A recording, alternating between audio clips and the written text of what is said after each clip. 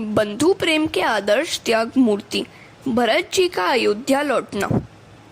भरत को रामचंद्र जी ने अपने स्मरण के स्वरूप में अपनी चरण पादुका दी। भरत ने उन्हें अपने माथे से लगाया। बंधु प्रेम का आदर्श स्थापित करने के लिए भरत सीताराम सीताराम रटते हुए अयोध्या वापस लौटे। भगवान की चरण पादुका को सिंहासन पर स्थापित किया। भरत जी गोमुख यावक व्रत करते हैं। गाय को जो खिलाया जाए वह गोबर के साथ बाहर आने पर गौमूत्र के साथ उबाला जाता है। वैसे वे दिन में एक बार खाते थे। रामचंद्र जी की तपस्या से भी भरत जी की तपस्या अधिक श्रेष्ठ है। उनका प्रेम तो ऐसा प्रबल है कि जड़ पादुका भी मानो चेतन हो गई है।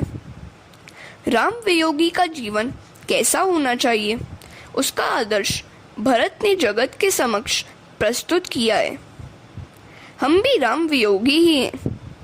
भरत सा जीवन बन पाए तभी राम मिलते हैं।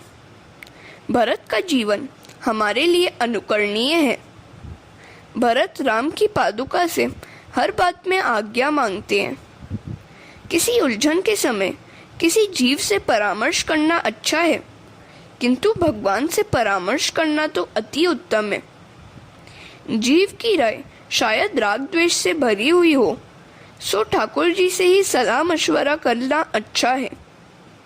तुम्हें यदि कोई उलझन सता रही है तो ठाकुर जी का श्रृंगार, भोग और आरती करके शांति से हाथ जोड़कर इस महामंत्र का जप करो। यह श्लोक महामंत्र है। इसका जप करते हुए भगवान के चरण में सो जाओ। भगवान तुम्हें स्वप्न में मार्गदर्शन देंगे। रामचंद्र जी शैया पर सोते थे। भरत जी धरती पर ही सोते हैं। रामचंद्र जी ने चित्रकूट का त्याग करने का निश्चय किया। वे अत्रि ऋषि के आश्रम में आए। अनुसूया ने सीता जी की बड़ी प्रशंसा की। वहां से वे सुतीक्ष्ण के आश्रम में गए। यह प्रसंग दिव्य है। सुतीक्ष्ण मुनि अगस्त्य के शिष्य थे। विद्याभ्यास की समाप्ति होने पर उन्होंने गुरुजी की से गुरु दक्षिणा मांगने की प्रार्थना की। अगस्त्य ऋषि ने कहा, कल्याण हो तेरा। कुछ पाने की आशा से मैंने विद्यादान किया हो ऐसा नहीं है। यदि हो सके तो मुझे कभी रामचंद्र जी के दर्शन कराना। हरे कृष्णा। सुतीक्ष्ण मुनि ने आज रामचंद्र जी के दर्शन किए। उन्होंने राम जी से कहा, चलिए मैं आपको मार्ग दिखाऊं। रामचंद्र जी ने लक्ष्मण से कहा, सुतीक्ष्ण मार्ग दिखलाने के लिए नहीं, अपनी प्रतिज्ञा निभाने के लिए हमारे साथ हो लिया है। सुतीक्ष्ण सभी को अगस्त्य के आश्रम में ले आए। ओमकार का भावार्थ राम नाम में समाया हुआ है। सुतीक्ष्ण ऋषि अगस्त्य मुनि से कहने लगे, गुरुजी प्रणाम। आज मैं आपको दर्शन कराने के लिए रामचंद्र जी को ले आया हूँ। ऋषि दौड़ते हुए आए और दर्शन करके कृतार्थ हो गए। वहां से सब चल निकले। गोदावरी नदी के किनारे पर आए तो वहां पंचवटी में निवास करने हेतु आश्रम बनाया। पंचवटी का अर्थ है 5 प्राण। परमात्मा 5 प्राणों में विराजमान है। संसार अरण्य में भटकने वालों को वासना रूपी शूर्पणखा मिल जाती है। राम तो उसकी ओर देखते तक नहीं है। शूर्पणखा मोह का स्वरूप है। वह रावण की बहन है। बन ठनकर वह राम के पास आई और कहने लगी, मैं कुमारी हूँ। मेरा मन तुम्ही में खो गया है। मैं तुमसे विवाह करना चाहती हूँ। शूर्पणखा काम वासना है। रामचंद्र जी ने कहा, तेरी ही भांति मेरा भाई लक्ष्मण अविवाहित है, उसके पास जा। मैं तो एक पतिव्रत का पालन करता हूँ। शूर्पणखा आग बबूला हो गई। तुम अपनी सीता के कारण मेरी उपेक्षा कर रहे हो। उसने अपना विशाल राक्षसी रूप धारण किया। वासना भी शूर्पणखा की भांति पहले तो सुंदर ही लगती है, किंतु आगे चलकर उसका वास्तविक रूप सामने आता है और जीव फंस जाता है।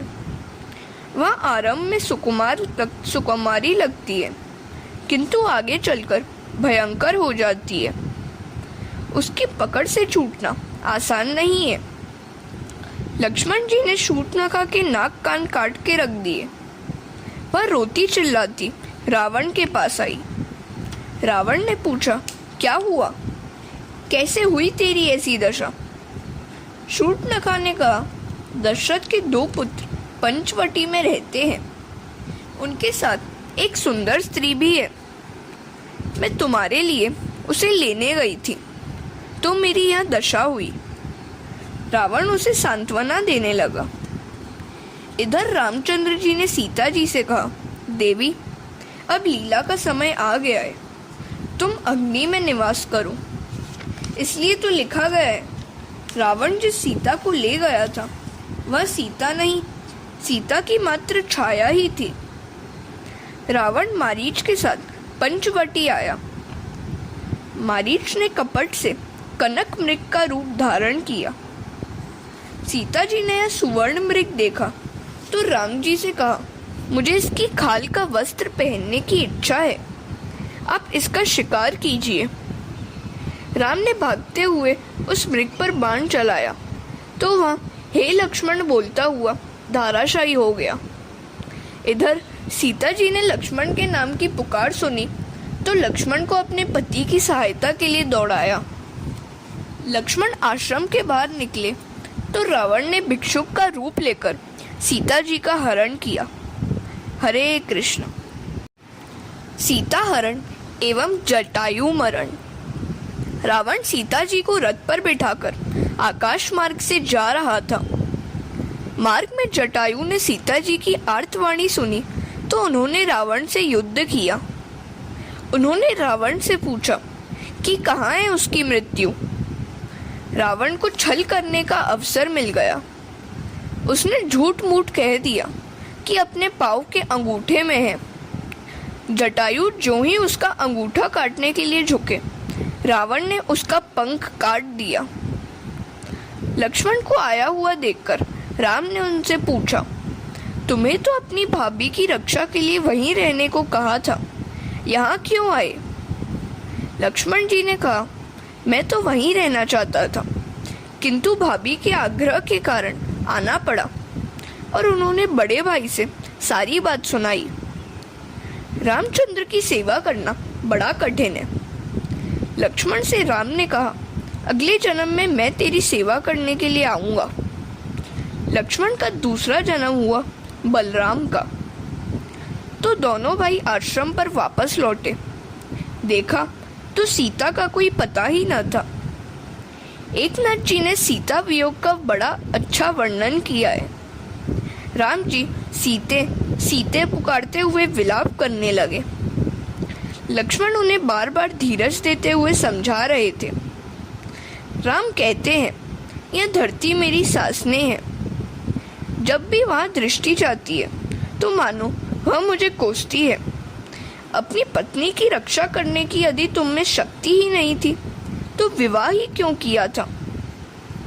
आकाश की ओर दृष्टि जाती है तो मानो भगवान सूर्य नारायण दुख से कहते हैं कि मेरे कुल में यह कैसा कुपुत्र जन्मा जो अपनी पत्नी की भी रक्षा न कर सका।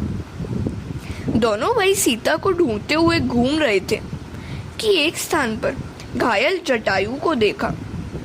जटायु ने कहा, रावण ही ने मेरी यह दशा की है। वह सीता को उठाकर दक्षिण दिशा की ओर बढ़ गया है। रामचंद्र जी ने कहा, यदि तुम्हारी इच्छा है तो मैं तुम्हें ठीक कर दूं। जटायु न माना।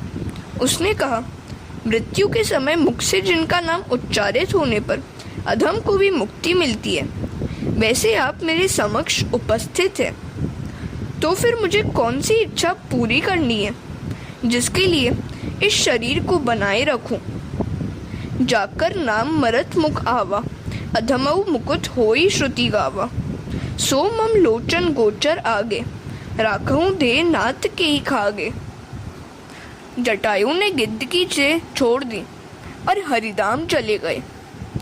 जिस गति की योगी इच्छा करते हैं वह उत्तम गति राम जी ने जटायु को दी। इसीलिए शिवजी पार्वती से कहते हैं, पार्वती, वे लोग सत्य अत्यंत दुर्भागी हैं जो हरि को छोड़कर सांसारिक विषयों से प्रेम करते हैं। सुनऊ उमा ते लोग अभागी, हरि तजी हो ही विषय अनुरागी। हरे कृष्ण। शबरी प्रसंग। वहां से वे शबरी की कुटिया पर आए। यह शबरी अगले जन्म में किसी राजा की रानी थी। वह धन से तो सेवा कर सकती थी किंतु तन से नहीं। एक समय वह प्रयागराज गई। वहां कई महात्माओं से मिलन हुआ। अगले जन्म में किसी सच्चे संत से सत्संग हो ऐसी इच्छा करते हुए उसने त्रिवेणी में आत्म विसर्जन कर दिया। उसी रानी का भील जाति में शबरी के रूप में जन्म हुआ। शबरी के विवाह का दिन आया। उसके पिता ने भोजन देने की तैयारी की। बहुत सी बकरियां भी लाई गईं, जिनके मांस का भी उपयोग किया जाना था। शबरी ने सोचा, मेरे कारण ही तो यह हिंसा होने जा रही है। नहीं नहीं, ऐसा नहीं होना चाहिए। उसने मध्य रात्रि के समय घर ही छोड़ दिया। शबरी पंपा सरोवर के किनारे आई और मातंग ऋषि के आश्रम के निकट रहने लगी। यह मातंग ऋषि वर्ष में एक हाथी का शिकार करते थे और इसके मांस को भक्षण करते हुए सारा वर्ष बिताते थे। अन्य ऋषि उनकी निंदा करते थे तो वे कहते थे, आप तो कई जीवों की हत्या करते हैं, जबकि मैं तो वर्ष में मात्र एक ही जीव की हत्या करता हूँ। शबरी वहां आई। सारा दिन किसी वृक्ष पर बैठी रहती और रात के समय संतों की सेवा करती। सत्कर्मों की प्रसिद्धि से पुण्य नष्ट हो जाता है। किसी को दिखाने के लिए नहीं, भगवान को प्रसन्न करने के लिए ही सेवा करो। जिस मार्ग से ऋषि मुनि स्नानार्थ जाते थे उस मार्ग की सफाई रात्रि के समय शबरी कर देती थी। किसी को पता नहीं चलता। उससे मातंग ऋषि ने पूछा, तू कौन सी जाति की है? शबरी ने सच्ची बात ही कह दी कि वह किरात कन्या है।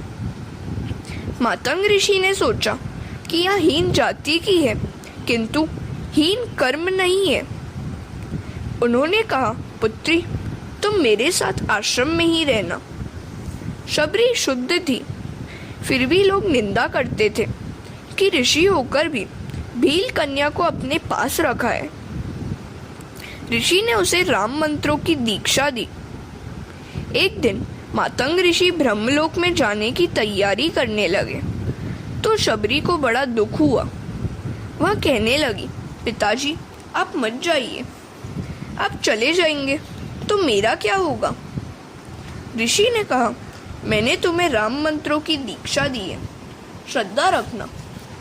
एक ना एक दिन तेरी कुटिया पर रामचंद्र का आगमन होगा। कब आएंगे वह तो मैं भी नहीं जानता, किंतु अयोध्या में तो उनका प्राकट्य हो चुका है।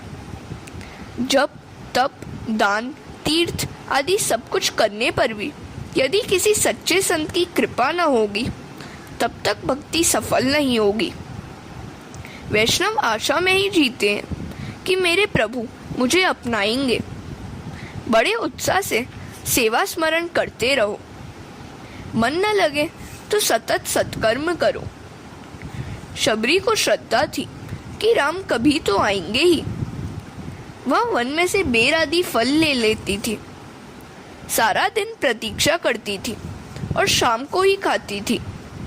वह सोचती थी कि मैं पापिनी हूँ, तभी तो वे मेरे यहाँ आते नहीं हैं।